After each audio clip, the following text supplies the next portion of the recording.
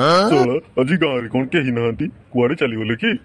ଯାହା ଲାଗୁଛି କାଲି ମୁଁ ଯାହା କହିଥିଲି ସମସ୍ତେ ସତ ମାନି ନେଇଛନ୍ତି। ଆଉ ଏତେ ଡରୁଆ ନା ଏ ଗାଁ ବାଲା ଗୁଡାକ ଡରିକି ପଳେଇ ଯାଇଛନ୍ତି।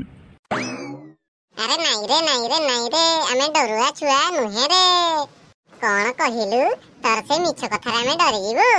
ତୁ ଆମକୁ ସେଇ ମିଛ ଠାରେ ଡାହାଣୀ ଭୂତ କଥା କହିବୁ ଆଉ ଭାବୁଛୁ ଆମେ ଗାଁରୁ ପଳେଇ ଯିବୁ? ଆମେ ପଳେଇଗଲେ ଗାଁରୁ ଭଲ ତ ଚୋରି କରିବୁ। ଟୁଙ୍ଗୁରୁ ପିଲା ତୁ ଭାବୁଛୁ ମୁଁ ଚୋର? ମୁଁ ତାଠୁ କେତେ କଣ ବୁଦ୍ଧିରେ ଅଛି ଜାଣିପାରୁନୁ? ତୁ ମତେ ଖାଲି ସାଧାରଣ ଚୋର ଭାବୁଛୁ। ତୋର ଯଦି ଇଚ୍ଛା ଚୋରି ନୁହେଁ ତାହେଲେ କୋଉ ଇଚ୍ଛାରେ ଏମିତି ମିଛ ପ୍ରଚାର କରୁଥିଲୁ? ମୁଁ ତ ଭାବିଛି ତୁମେ ମାନେ ଯେତେବେଳେ ସବୁ ଘରୁ ବାହାରି ଯିବ ତୁମ ସମସ୍ତଙ୍କ ଘରେ ପଶିକି ହଗି ଦେଇକି ଯିବି। ଛି ଅପରିଷ୍କାର କଥା ଗୁଡା ସବୁ ଭାବୁଛ। ଏଥିରେ କଣ ଅପରିଷ୍କାର ଅଛି? ଏଟା ତ ବହୁତ ଆନନ୍ଦର କଥା। ଆଉ ଯେତେବେଳେ ତୁମେ ଘରକୁ ଫେରିବ ଦେଖିବ ଘରେ ସମସ୍ତଙ୍କର ଗୋଟେ ଗୋଟେ ଠାକୁର ବସିଥିବ। ଇህ କି ସୁନ୍ଦର ଲାଗିବ ନା। ତୋର ଏମିତି ଚିନ୍ତାଧାରା ରକ୍ଷା ପାଇବୁନି ରେ। ଆର ଜନ୍ମରେ ପୋକ ଜନ୍ମ ପାଇବୁ, ସେଟା ବି ନାଳରେ ଜନ୍ମ ହବୁ।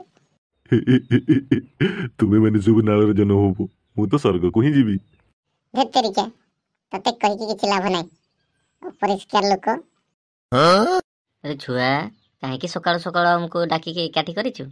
ଏଇଟା ପାଇଁ ଇଏ ନା ସେଦିନ ମିଛରେ ସମସ୍ତଙ୍କୁ ଡରେଇଥିଲା, ସମସ୍ତେ ଯେମିତି ଘରୁ ବାହାରି ଯିବେ ଆଉ ସମସ୍ତଙ୍କ ଘରେ ହଗିଦବ କହୁଥିଲା। ଏତେ ମନ୍ଦ ବୁଦ୍ଧି ତାର? ତାକୁ ପରା ସେଥିରେ ବହୁତ ଆନନ୍ଦ ମିଳେ। ହଁ ମତେ ବହୁତ ଆନନ୍ଦ ମିଳେ। ତାହେଲେ ତୁ ଯେ କହୁଥିଲୁ ସେଇ ଭୂତ ଡାହାଣୀ ସେମାନେ ଆସିବେ, ସେଗୁଡା କଣ ସବୁ ମିଛ? ହଁ ସେଇଗୁଡା ସବୁ ମିଛ। ଶଳା ଏଟାକୁ ବେକ ମୁଡି ଦେଲେ ହବ? ଆମକୁ ମିଛ କହିକି ଡରଉଛି। କଣ କହିଲୁ? ମୋ ବେକ ମୁଡିବ? ମୋ ବେକ ଯଦି ମୁଡିଦବ ଭୂତ ଲଗେଇକି ତୁ ମୋ ବେକ ମୁଡା କରିବି ହେଲା। ଛାଡ ବେ, ଭୂତ ଫୂତ କିଛି ନାହାନ୍ତି। ତୁ ଆମକୁ ମିଛଟାରେ ଡରେଇକି ଏଠି ବହୁତ ଖୁସିରେ ରହୁଛୁ ନା? ତୁ ଯଦି ମିଛ ଭାବୁଛୁ ଭାବ, ହେଲେ ମୁଁ ସତ କହୁଛି। ବେକ ମୁଡିଦେବି ଡାହାଣୀକୁ ଡାକିକି। ଧେତେରିକା ସେ ଫାଲତୁ କଥା ଛାଡ। ତୋର ସେ ଫାଲତୁ କଥାରେ ଆମକୁ କଣ ମିଳିବ? ବେଶୀ ଯଦି ଫୁଟାଣି କରିବୁ ଆଜି ତତେ ଏଠି ବାନ୍ଧିକି ଗୋଡ଼ ହାତ ଛୁଟା କରିଦବା। ହଁ ଏଟା ତ ଏମିତି କି ଦରକାର। ସେ ବୁଢା ଏଇଠି ବସିଲାଣି, ବୁଦ୍ଧି ସୁଦ୍ଧି ନାହିଁ, ଆମକୁ ଡରଉଛି, ଛୁଆମାନଙ୍କୁ ଡରଉଛି। ଖେଳିଲା ବେଳକୁ ମନା କରିବ, ଖରା ଟିକେ ବଢିଲେ ବି ମନା କରିବ।